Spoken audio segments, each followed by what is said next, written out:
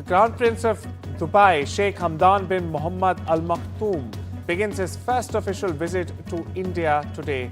Over two days, the UAE Deputy PM and Defence Minister will meet PM Modi, who will host a working lunch in his honour.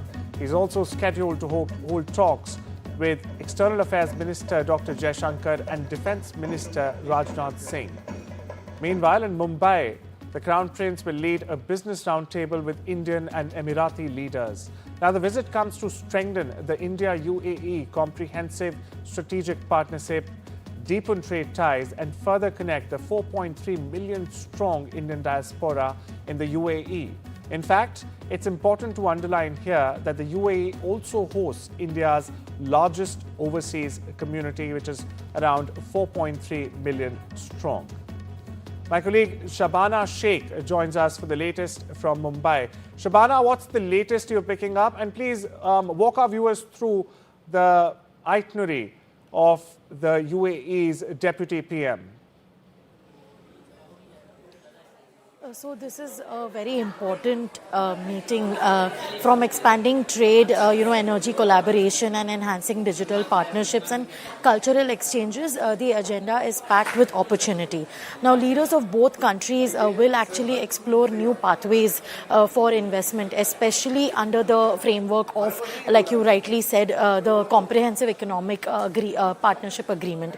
Now, the Crown Prince is actually expected to meet policy leaders and policy makers and business leaders, and the four key agendas would be expansion of bilateral trade volume, which has already surpassed $85 billion in FY24. The second would be UAE's investment in Indian infrastructure projects, and particularly in renewable energy, ports, logistics and smart cities. The third would be startup ecosystems, where these partnerships between Indian innovators and Dubai-based investors will be discussed. And the fourth would be technology and innovation collaboration. So this is largely what is expected out of these meetings in Mumbai.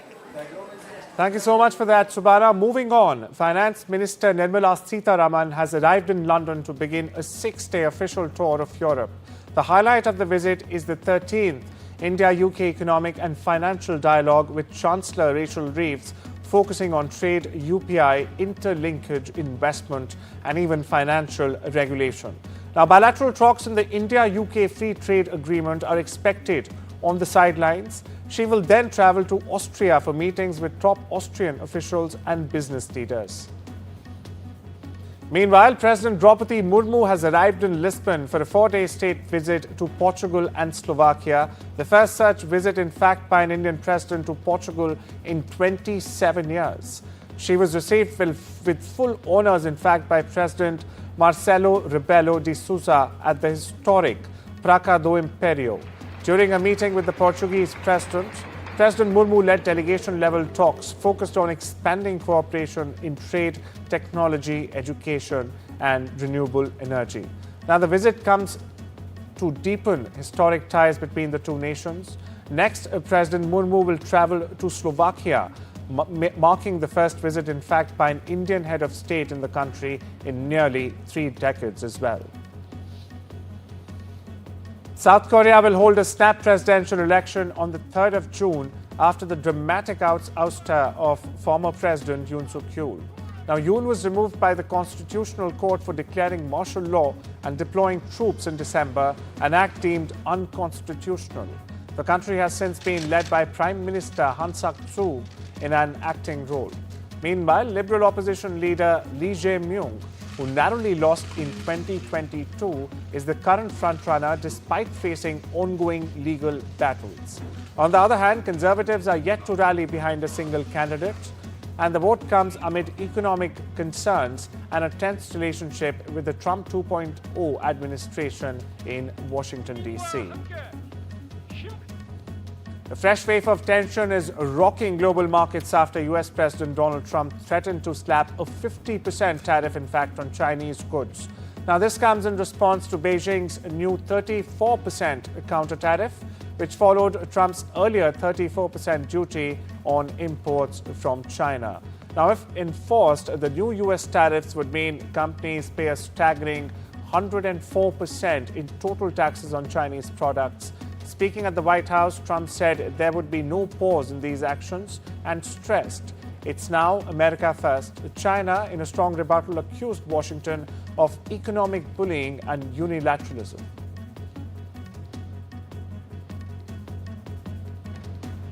Staying with Trump, the US president defended the larger-than-expected tariffs on all imports to reporters in the Oval Office at the top of a bilateral meeting with Israeli Prime Minister Benjamin Netanyahu, who made his second trip, in fact, to the White House since Trump was inaugurated this January. Listen in.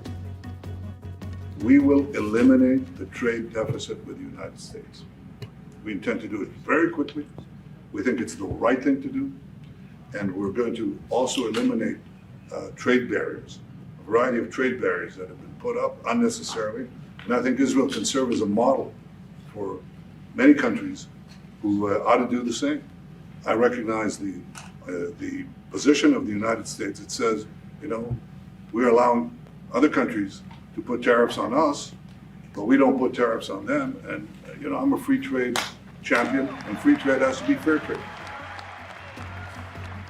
And President Donald Trump has revealed that the US and Iran are now, in fact, in direct contact over a possible nuclear deal. Speaking alongside Israeli Prime Minister Benjamin Netanyahu again, Trump said that the talks will happen Saturday and has warned that failure to reach an agreement would mean a very bad day for Iran. Now, this marks a significant shift as the two nations haven't had formal diplomatic ties since 1980. It's almost 45 years there. But Iran almost immediately contradicted the president, insisting the talks due to take place in Oman on Saturday would be conducted through an intermediary, in fact. Tensions remain high as Iran's enriched uranium stockpile continues to grow, sparking concerns globally. Now, Netanyahu, meanwhile, has said that both US and Israel agree Iran must never acquire nuclear weapons, and that diplomacy, if done right, would be, in fact, a welcome solution. Listen in. We're having direct talks with Iran, and they've started. It'll go on Saturday. We have a very big meeting, and we'll see what can happen.